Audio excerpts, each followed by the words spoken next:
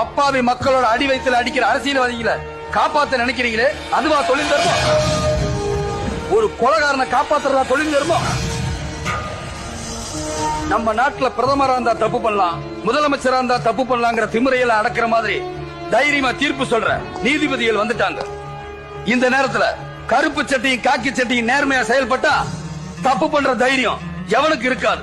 இத கொஞ்சம் யோசனை பண்ணுங்க பிளீஸ். நான் சட்டம் படிச்சது சம்பாதிக்கிறதுக்காகத்தான். என் அறிவை வச்சு நான் எவனை வேணும்னாலும் ஜெயிப்பேன். அப்படி நீங்க பேசுனீங்கன்னா ஏன் திறமைய வச்சு எவன வேணும்னாலும் ஜெயிப்பேன். நீ எத்தனை செக்ஷன்ல கேஸ் போட்டாலும் நான் அதை உடைப்பேன். எந்த கொம்பை வந்தாலும் நான் கைகால உடைப்பேன். அவ்வளவு தைரியம் இருக்கா உனக்கு?